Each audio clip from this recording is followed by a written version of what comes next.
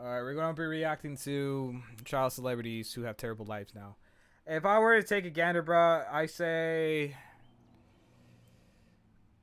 Orlando Brown. I think that was his name. Fucking, that's a Raven.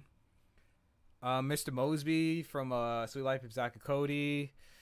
People will say Macaulay McCulkin, but like he's married to I forgot what's her name. They have a kid now, so his life is pretty good. Chris Brown? I don't know. This video will cover 6 child stars who had a terrible life after fame. And we're going to begin by talking about Jake Lloyd, who played Anakin Skywalker in Star Wars The Phantom Menace. Jake was chosen to play Anakin from 3,000 potential candidates and would perform so well in the billion-dollar movie that he won the best performance in a feature film for an actor under the age of 10. While this might have implied that Jake had a promising film career ahead of him, he'd appear in only one more movie after Star Wars, before announcing his acting retirement at the age of 12, explaining that he was bullied heavily as a result of. I'm not about to lie, bro. I never watched a Star Wars movie, other than that one Family Guy episode where they did like a Star Wars episode. I played the game. I played Star Wars: The Force Unleashed. That shit was fucking amazing, bro. That shit was fucking awesome. I fucking love Star Wars: The Force Unleashed, because like he had like telekinesis. He had like fucking electricity coming out of your hands. That was like peak gaming. We love you, Jerry. And hi, Jerry. I love you. Hey, thank you, Tame Gamer and Swav. I appreciate that, man. I appreciate that. Thank you. But yeah, man, that good fucking game.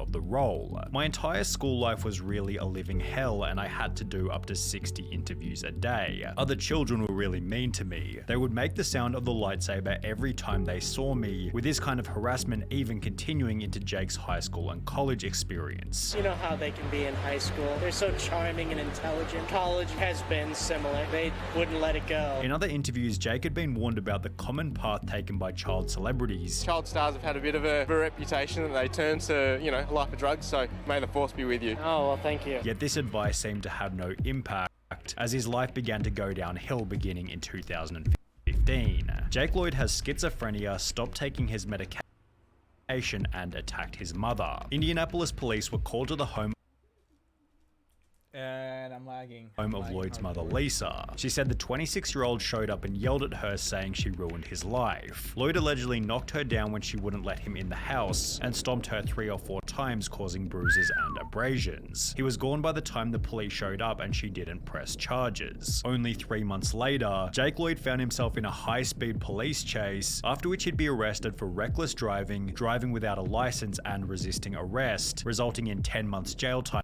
Hey, can you really blame him though?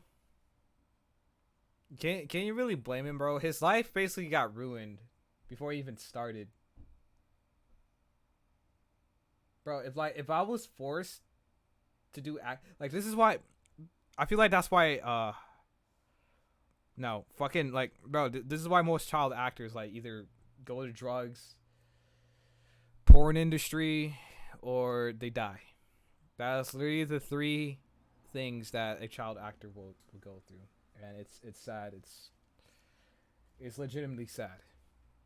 Time in a psychiatric facility. 2 years after this, Jake's 26-year-old sister Madison died unexpectedly in her sleep, prompting the mother to release a statement regarding Jake's well-being. Jake has been diagnosed with paranoid schizophrenia, but unfortunately he also has a symptom called anosognosia, which causes a lack of insight into his illness. This only adds to the struggle he faces, which has been very difficult after the tragic loss of his younger sister Madison. He has moved closer to his family, and we are all working hard to help him with this. He is still a kind and caring person, and we hope to have him back to his fun and entertaining self as soon as possible. Jake will continue to make progress with the love and support you continue to show, which is promising when compared to the life of Edward Furlong. After playing John Connor in The Terminator 2, Furlong began to mess with drugs, stating, "Hollywood effed me up, man. Lots of money and lots of free coke will turn anybody into a cokehead," with this addiction resulting in his first arrest for driving under the influence without a license. Furlong attended rehab as a result of What is up with kids not having a fucking license? Like, is not that hard? I mean, it's a long process. Like, take it from me, bro. I just got my license. It was just like another day ago, and I'm fucking 22, bro. But yeah, it's a long process, bro. Like, it's worth it at the end because you don't want to get fucked over bullshit with like a license.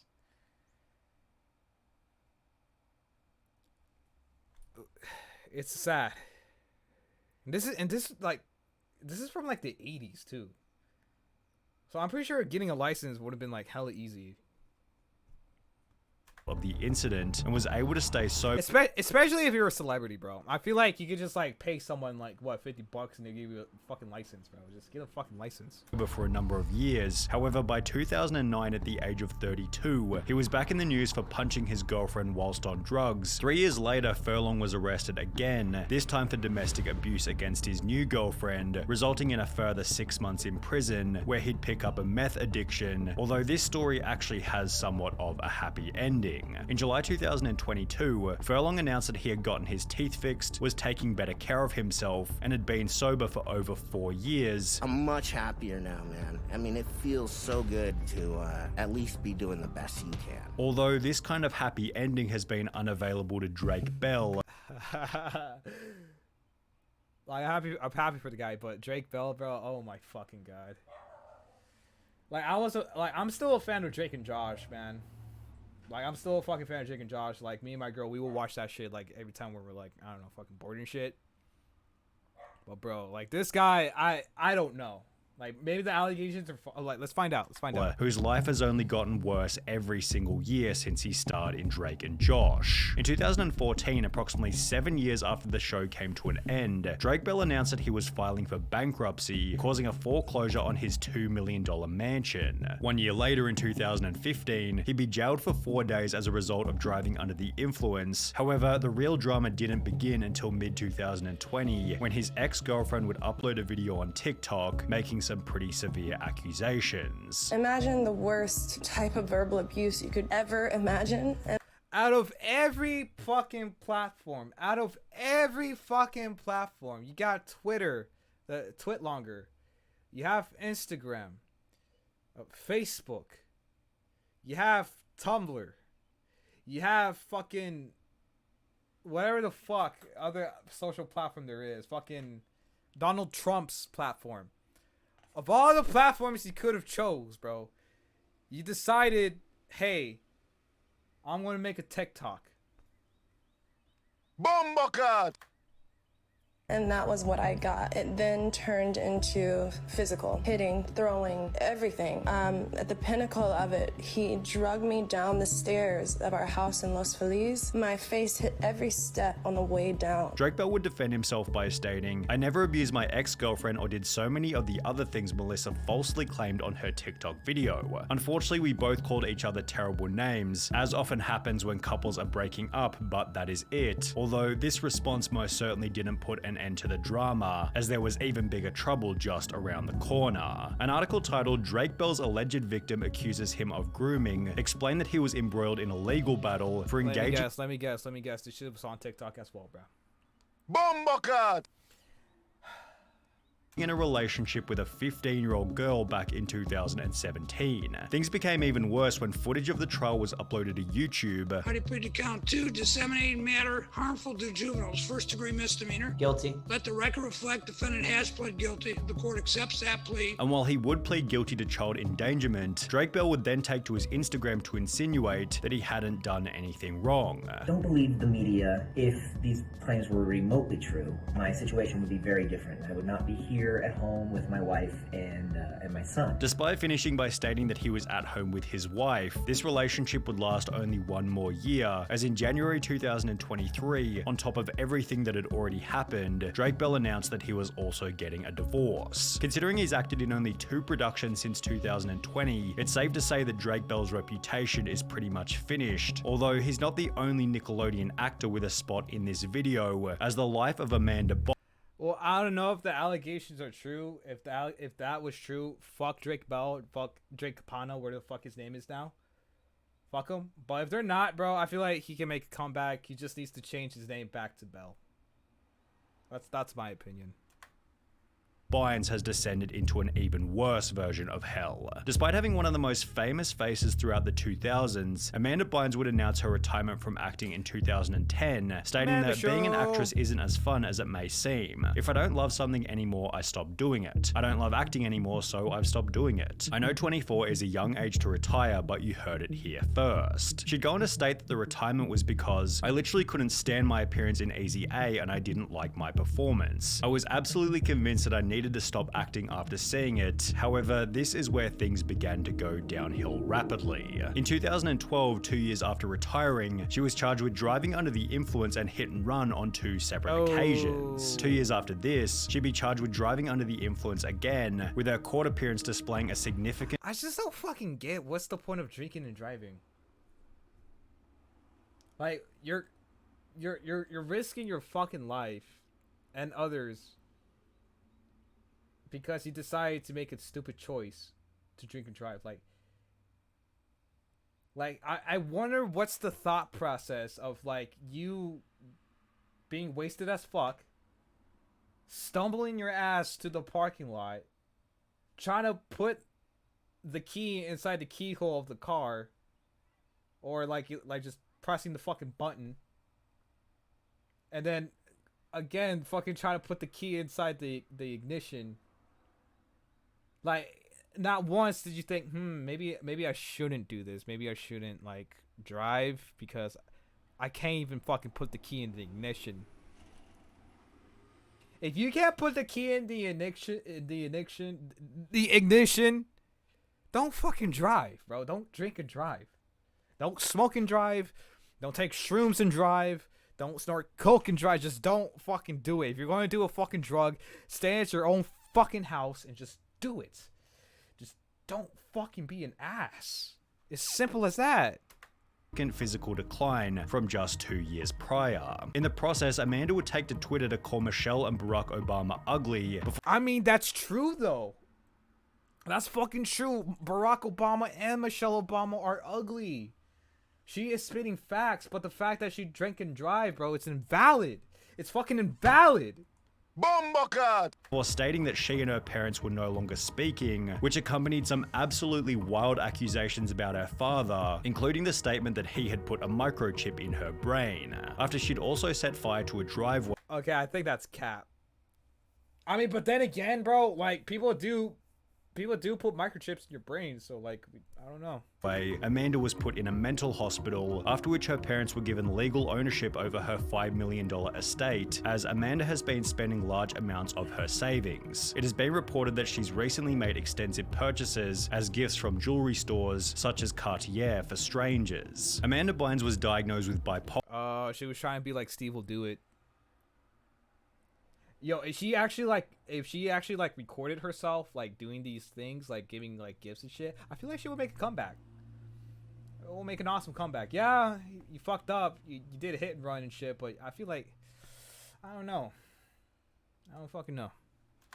Bipolar disorder and would attempt to get her life back on track by enrolling in fashion school. However, she was kicked out only 10 months later for showing up high and arguing with her classmates. In 2018, people assumed that she was back to her normal self, as Amanda showed up in magazines looking like this. However, within a year, she'd gotten face tattoos and checked into Alcoholics Anonymous, where she'd meet her new boyfriend who, according to Amanda, had just as many problems as her. In October 2022, she'd make another attempt at fixing her life by enrolling in cosmetic school, yet only 5 months later in March 2023, she was sent to a mental hospital once again, as she was found roaming the streets of Los Angeles without any clothes on. Then there was Orlando Brown, whose role as Eddie Thomas on That's So Raven ended with an equally terrible life. After the show came to an end in 2007, Orlando began to focus on music, during which his life was kept fairly private until he'd enter news headlines approximately 9 years later. Between February and March 2016, Brown was arrested on 2 separate occasions on charges of domestic violence, obstruction of justice, drug possession with the intent to sell, and possession of contraband in jail. In February 2016, cops claimed he struck his then girlfriend in the parking lot of a police station and was found by officers to be in possession of methamphetamine. Orlando was given a notice to appear in court, yet he'd instead flee to Las Vegas, where he was caught by bounty hunters. You left California.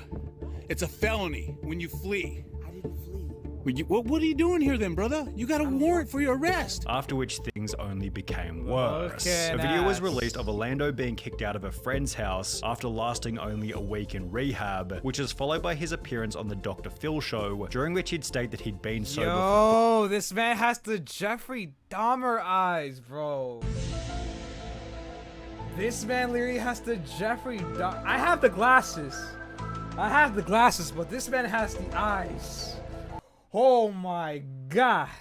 God damn. 4 years, despite clearly being under the influence on the show. I'm 4 years sober for a reason. I just now got out of rehab. I just now got out of ER. I'm not doing.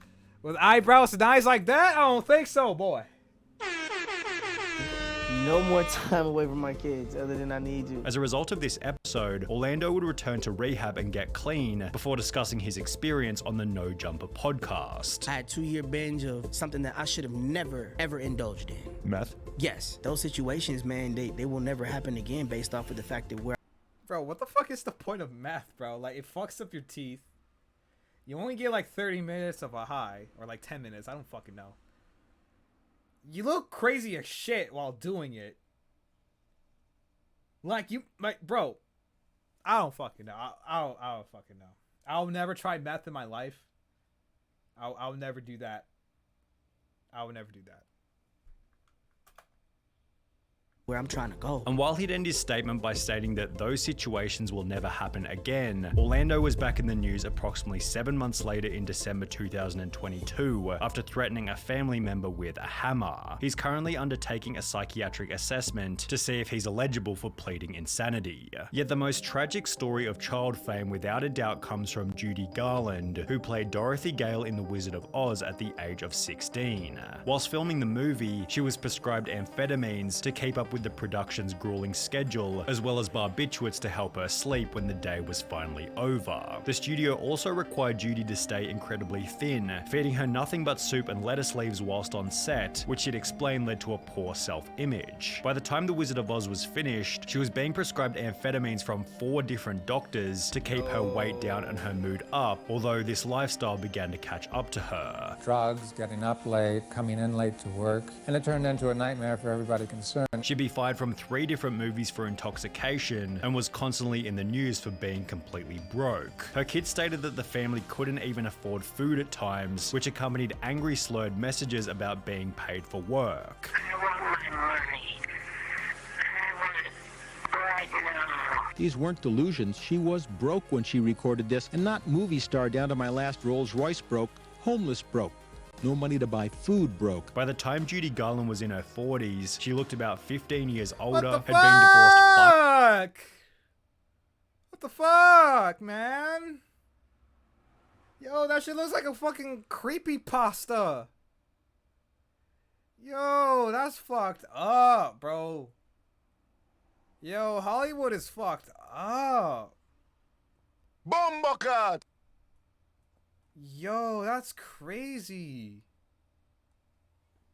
5 different times and was performing in a New York bar for $100 per night. While Judy Garland maintained that she had never done anything wrong in her entire life, the only mistake I ever did, the only harm I ever did was sing Over the Rainbow. She would die of an overdose at the age of 47 on the exact same drug that she was prescribed during The Wizard of Oz, with her estate being worth a measly $40,000.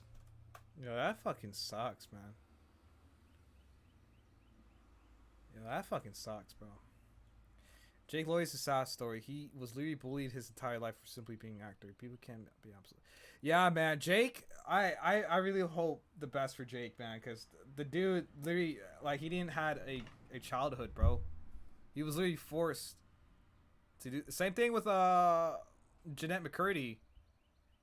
Like, thank God, like, I guess, like, she even had made a book, I'm glad my mom died, and shit like that, and she's basically free to do her own shit, but fuck, man.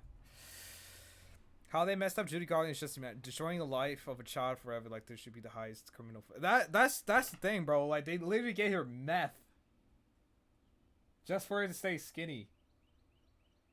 Like, a fucking treadmill in the fucking, set would have been fine. Look, someone just mentioned Jeanette McCurdy.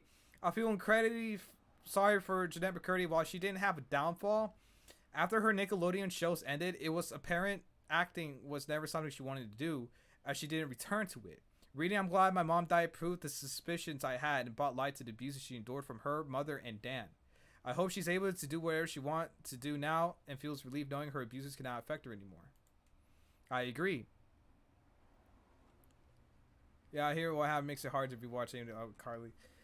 She is now speaking at different colleges about her book and how her life has changed after Nickelodeon. She just came to Webster University to talk at our school. She was so fun to listen to, and it felt so unreal listening to somebody I watched for years always heard the same old original laugh track after each punchline on the show, to it now being real authentic laughs heard when she told a quick inside joke only the people in the room could relate to. So yeah, she is really successful now. Like, thank God, bro. I'm so glad Macaulay Culkin is fucking, he's fucking balling right now. But fuck, man. L to the productions of Wizard and Oz. You guys are fucking assholes. I don't know if y'all still alive, bro. I know there's some sick son of a bitch who's alive right now, but yeah. Fuck him.